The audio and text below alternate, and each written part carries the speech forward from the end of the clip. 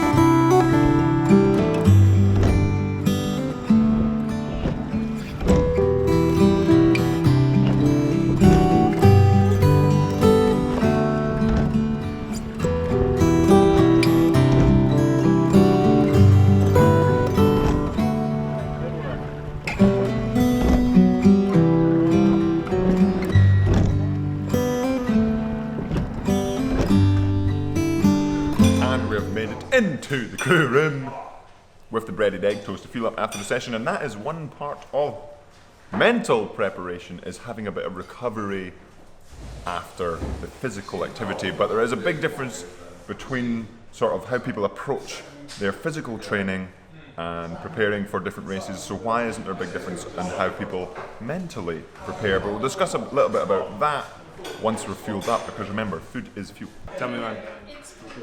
Hello YouTubers! And we've finished fueling up. No time before the next session for a little chat, but we'll get to that after this one. Oh yeah.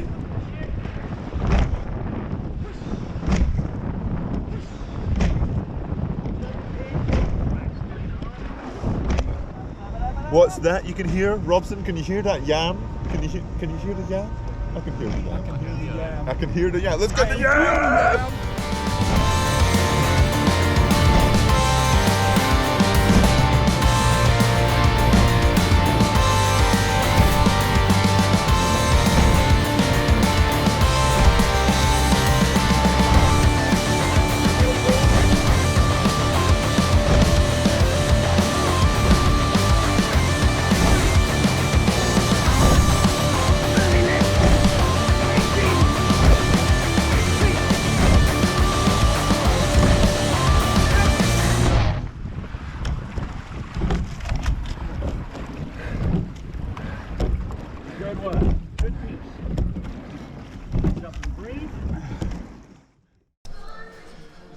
And we've made it back into the crew room once more to fuel up, because remember, food is fuel.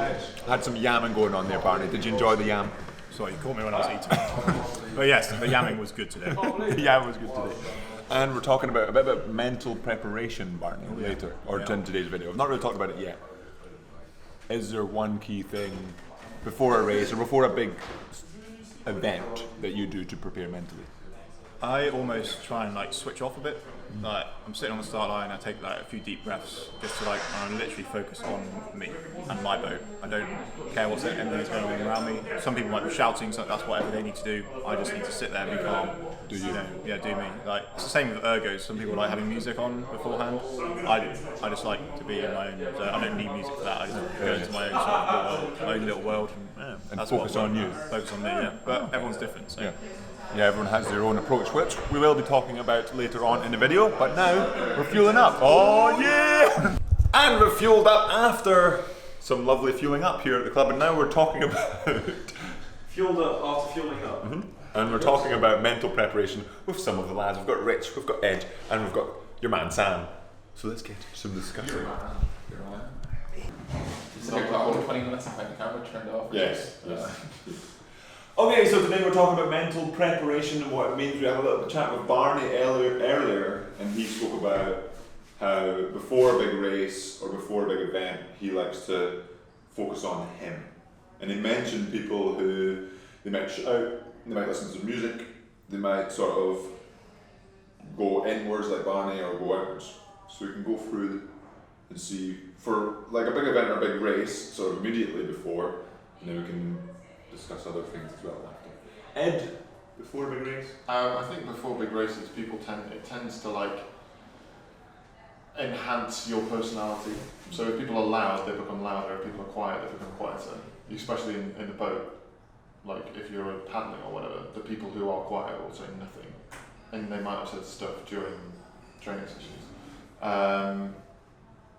I've tried quite a few different things. I've tried like listening to music or whatever.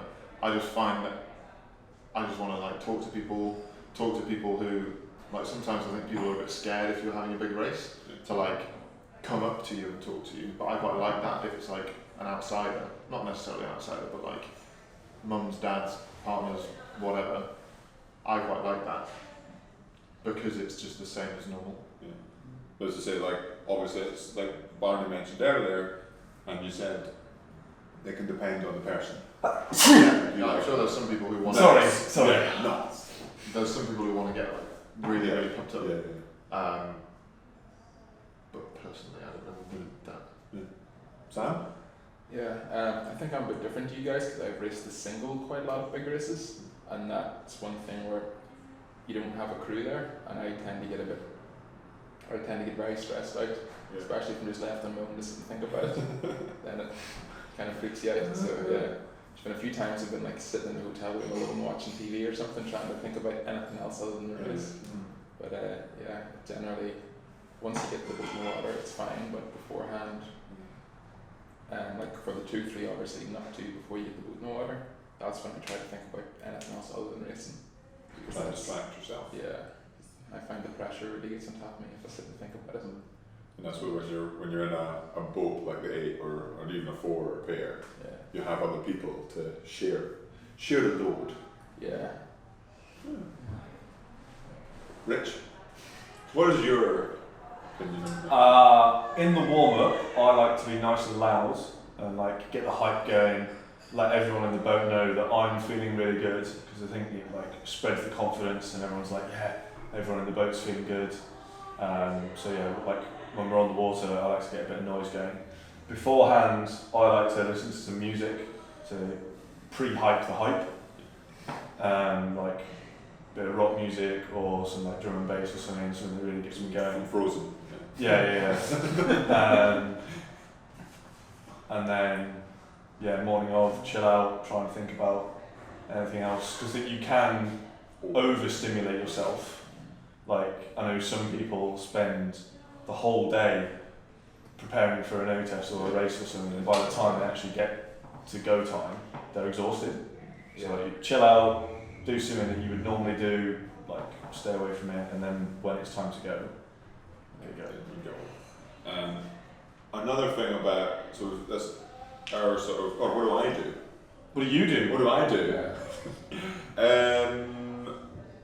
I think I've tried a lot of things, going through, like getting really loud. Like at university, I would pretend I was a chainsaw. Like I'd be like, I was a chainsaw. We used to like pretend you were a motorbike, rev the handles. Yeah. So it was like that, but it was like what at university, especially when I was in the like later years, by me being like louder and open, it also like a couple of the younger guys said, it was like you were doing that as if like you normally would, like you were loud, you were always loud, and so the younger guys were like, well, if he is doing that, now on a really important high pressure day, then they said it was like, oh, it's a bit more relaxing.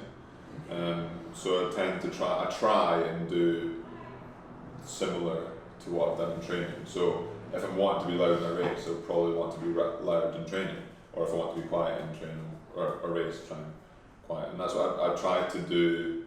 Nothing that is too different. I think it usually ends up being reasonably similar on the water. Yeah. Like I like to say a few things here and there when we're running along, and I'll do the same in the warm up. And you're quite similar as well. Yeah. Like, you're always giving it like a shout out to the boys. And Callum. Yeah, I think I can't do it. yeah, the boys and Callum. Of course. And as well, so that's what we kind of do, like preparation wise. And there's a big thing about, where I've actually been talking about the last couple of days about, you have your physical fitness and we work on our physical attributes through, like going up to a race and through the winter and all that. We can't forget the mental side of things, and that does come into preparation, but there's also a lot of different things you can do to improve your mental state. But we're no experts in said field of improving your mental sort of ability, your mental fitness, that kind of mental health. But it is very, very important. And as we've all said, we all have, like Rich and I maybe a bit similar, but Ed and Sam, there were different ways of approaching their races or events, and that's different. They're probably the same mental state, but you have to understand that everyone is very, very different. And I think that's a big part of mental fitness, is being aware of the other guys. Yeah, just because you like to be loud and get Yeah. hyped Yeah. doesn't mean that someone else in your crew who isn't doing that isn't ready for the race as well. Yeah. Like they might. And it doesn't mean, so you're being loud and the other person's being quiet, that doesn't mean that they're not ready. And it doesn't mean, is that what you just said? That is what Just exactly say what I exactly just said. I mean, well, I agree then with that.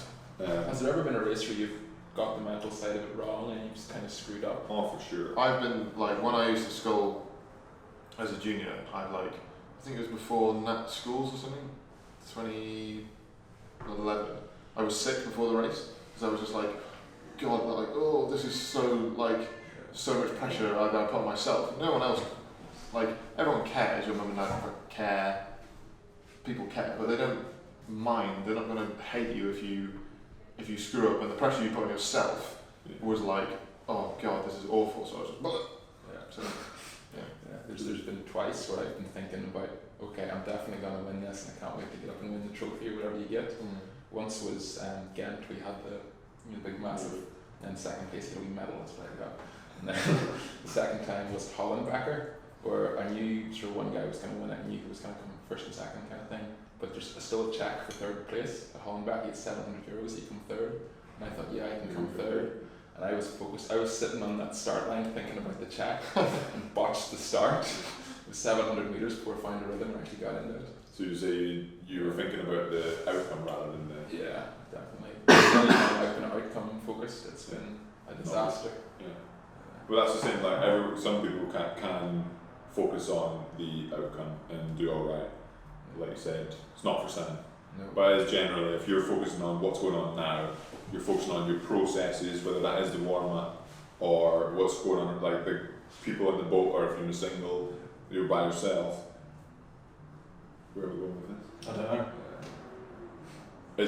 What did you say? Anytime you're outcome focused, It's better to be your process oriented, your process focused. So you're very focused on that, and it's generally when you are focused on everything going on internally, generally a lot more prepared mentally for what's going on, rather than because when you focus on the outcome, it's you forget the process. you forget. And the process is the reason you win medals is because you go quick, and that is from the process. It's a byproduct. Like people don't just win medals because they're good at it. They win medals because they do everything right. And I think that will be it for the chat. For mental preparation for today, thank you very much, Yam Squad, for staying tuned for this afternoon's little bit of a chat with the lads and Rich. Yeah, nice. But that will be it for today's video, Yam Squad. Hopefully you enjoyed it. Anything else to say? No. And as always, remember to subscribe if you haven't already. Hit that like button.